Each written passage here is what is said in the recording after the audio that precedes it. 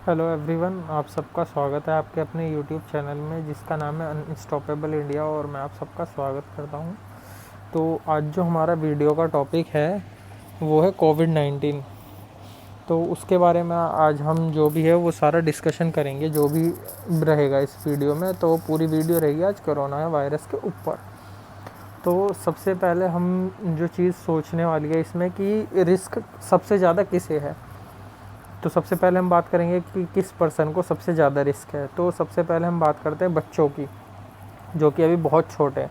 10 साल से जो ज़्यादा छोटे बच्चे उन्हों के लिए रिस्क बहुत ही ज़्यादा हाई है।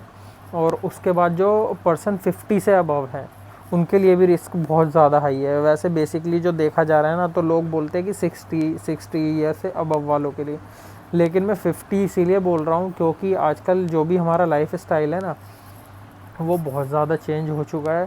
तो अब जो बॉडी है लोगों की वो इतनी ज़्यादा स्ट्रॉन्ग नहीं रही कि अब पहले कहते थे कि 60। मैं यही कहूँगा कि जो 50 से अबव वाले पर्सन है ना वो भी अपने आप का बहुत ज़्यादा ख्याल रखें वो।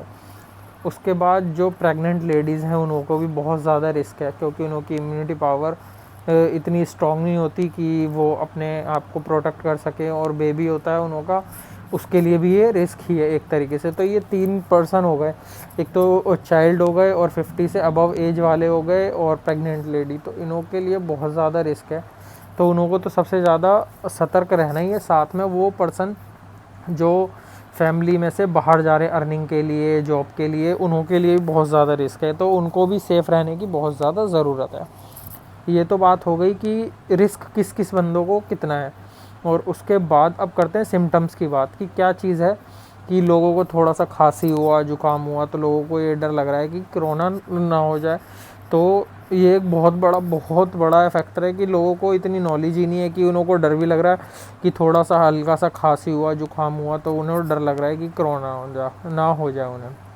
तो जो कोरोना के सिम्टम्स हैं वो इस तरीके से हैं कि आपको ड्राई कफ होगा, मतलब कि खांसी जो होगी ड्राई होगी। दूसरा आपको थोड़ा बहुत ज़ुकाम भी हो सकता है और फीवर भी।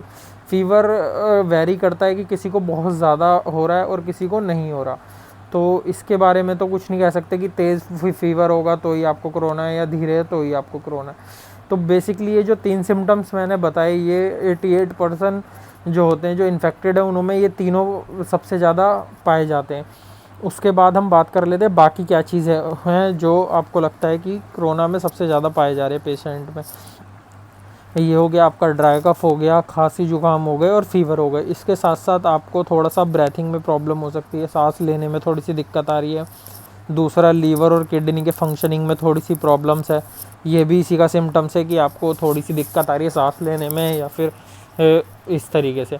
और उसके बाद एक चीज़ आ गई आपकी जो भी डाइजेशन में भी प्रॉब्लम आ रही है, कुछ लोगों में सिम्टम्स इस तरीके से भी हैं। और बाकी अब डॉक्टरों ने जैसे किसी कोई पेशेंट्स है उसे कोरोना है तो उसके फैमिली मेम्बर से डिटेल ली जाती है कि उनके फैमिली मेम्बर को तो इस टाइप की कोई प्रॉब्लम नहीं आ रही है।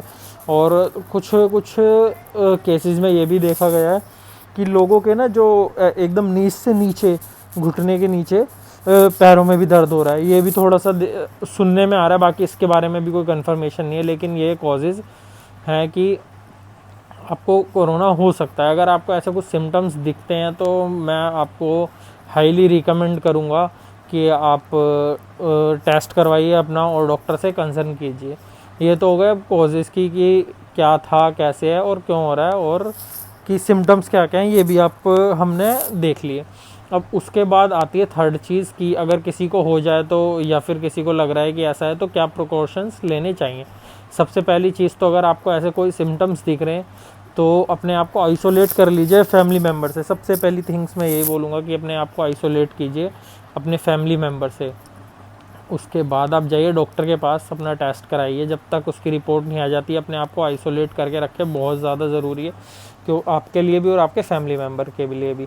और अगर इन केस, मैं तो भगवान से दुआ करूँगा कि किसी को भी ऐसी प्रॉब्लम ना हो। अगर इन केस कोई 1-2% होती भी है तो आप डॉक्टर से कंसर्न कीजिए, बहुत ज़रूरी है ये कि आप डॉक्टर से कंसर्न करें और उसके बाद ही कुछ ट्रीटमेंट लें।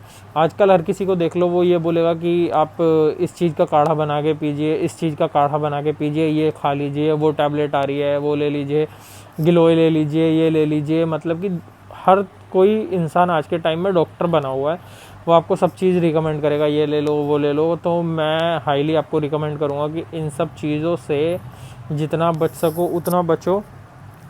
और अगर आपको ये ऐसी कुछ चीज़ लेनी है तो पहले डॉक्टर से कंसल्ट कीजिए, उसके बाद ही कुछ चीज़ आप यूज़ कीजिए। मैं तो सीधा आपको रिकमेंड करता हूँ कि डॉक्टर की कंसल्ट के बिना कुछ भी चीज़ें ऐसी ना लें। डॉक्टर से एक बारी कंसल्ट ज़रूर कर लें, डॉक्टर की कंसल्ट के बाद ही कुछ भी ऐसी चीज़ें लें। और तीसरा उसके बाद एक चीज़ ये आती है कि आप अब जैसे घर के पर्सन है, उन्हें बाहर जाना ही जाना है, तो उन सब लोगों के लिए तो ये है कि बाहर जा रहे हो तो सोशल डिस्टेंसिंग का पालन करो, फॉलो करो। किसी से भी इतना ज़्यादा मतलब कि क्लोज़ कनेक्शन में ना हो। दूसरी उसके बाद ये है कि अपने हाथों को सैनिटाइज़ करते रहें बार बार, और मास्क को यूज़ करें प्रॉपर इस वे में कि आपकी नोज़ पूरी कवर होनी चाहिए, आपका पूरा फेस कवर होना चाहिए।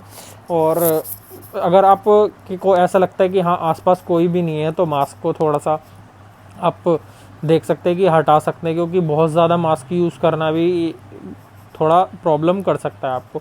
तो लेकिन अगर जब आपको लगता है कि आपके कांटेक्ट में कोई पर्सन है, तो मास्क को प्रॉपर तरीके से वेयर कीजिए, इसी टाइप से जैसे मैंने करके दिखा रखा है आपको।